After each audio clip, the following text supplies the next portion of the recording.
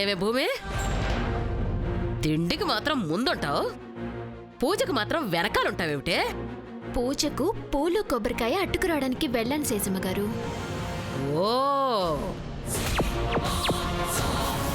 ఇంతకీ మీరేం పట్టుకొచ్చినారు అమ్మగారు? ఏయ్, నేను రావడమే కోటి నైవేద్యాలతో సమానమే.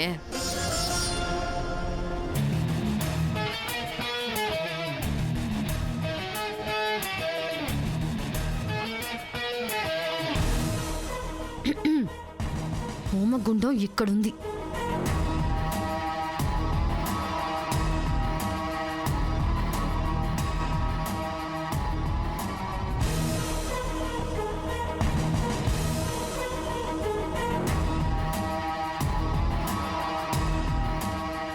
భూమి, కూర్చో.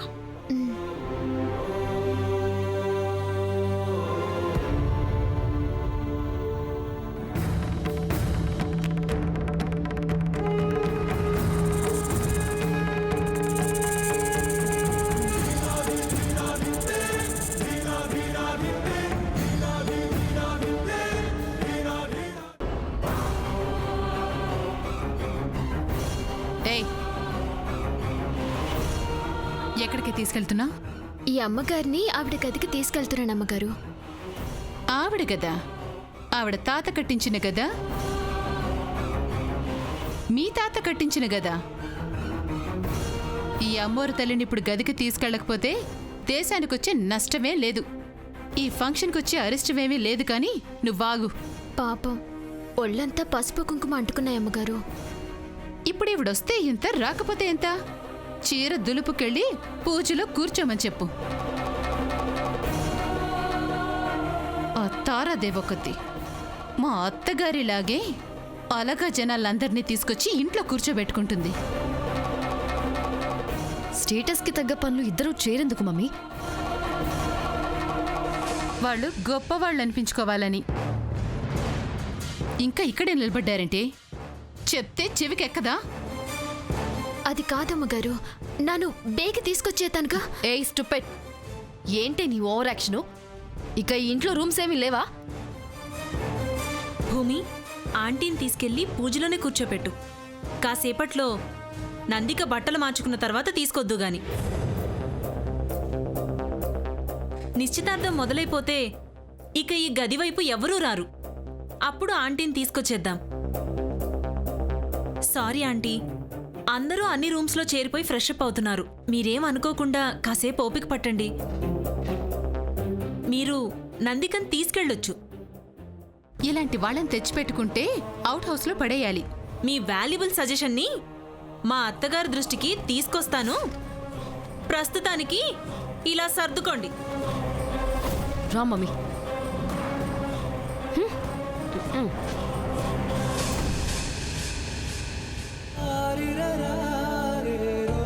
మీరేం అనుకోకండి అమ్మగారు. పెద్దమ్మగారికి ఇట్లాంటి పట్టింపులే ఉండవమ్మా. తేరగా తిని కూర్చునే వాళ్ళే ఎగిరెగిరి పడతా ఉంటారు. పోనీలేండమ్మా, చీర సింగారించుకునే కదా వచ్చేది.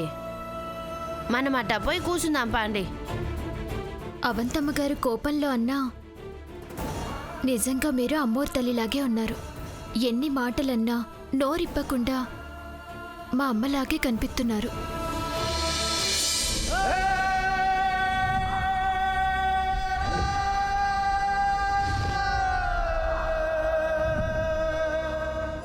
రండమ్మా వెళ్దాం, పదే.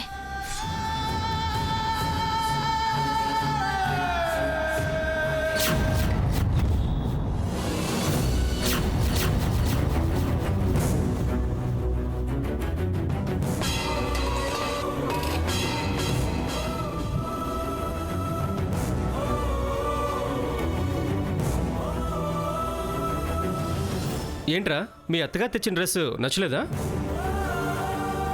నచ్చకపోయినా అడ్జస్ట్ అయిపోవాలరా. అందరూ నీకోసం ఎదురు చూస్తుంటారు. కమాన్ మ్యాన్, తొందరగా డ్రెస్ చేంజ్ చేసుకో.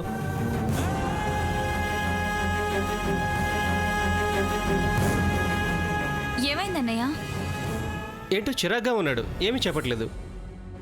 నిన్ను అమ్మ పిలుస్తుందన్నయ్య. ఏంటంట? అది వంటలు టైంకి రెడీ అవుతాయో లేదో కనుక్కోమంది. ఓకే. సారీ అన్నయ్య. నువ్వెందుకు సారీ చెప్పడం? అసలంతా నా వల్లే జరిగింది. నువ్వు చేసిందేం లేదు, ఆ నందికే గేమ్ ప్లే చేసింది. అసలు ఆ రోజే నన్ను చచ్చిపోనిచ్చినా బాగుండేది. ఏయ్, ఏంటా మాటలు? అవునన్నయ్య, అసలు ఆ రోజే నేను చచ్చిపోయి ఉంటే ఆ నందిక మనల్ని బ్లాక్మెయిల్ చేసేదే కాదు. ఇవాళ నువ్వు ఈ పెళ్లికి ఒప్పుకునేవాడివే కాదు. నేనేమైపోయినా పర్వాలేదు, నీ గురించి ఎవరు బ్యాడ్గా కామెంట్ చేసినా నేను భరించలేను.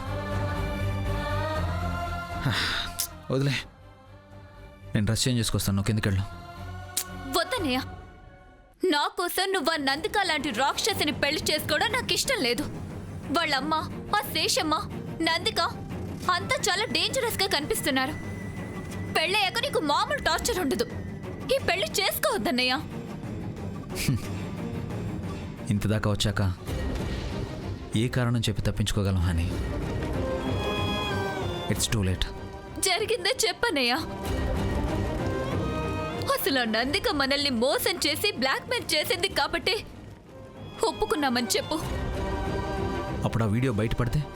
అసలు నేనే తప్పు చేయనప్పుడు అలాంటి నిందలకు భయపడాల్సిన పనే లేదు.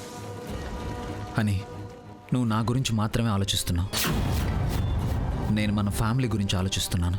వద్దన్నయ్య, నీ సంతోషం మీదే మన ఫ్యామిలీ సంతోషం కూడా డిపెండ్ అయిందని గుర్తుపెట్టుకో.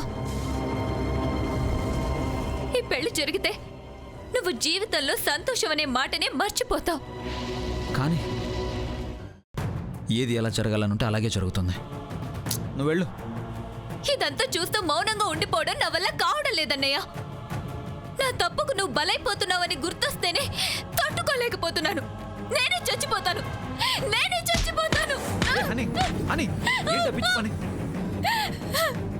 ఎవరు వచ్చినట్టున్నారు, కళ్ళు తుడుచుకో.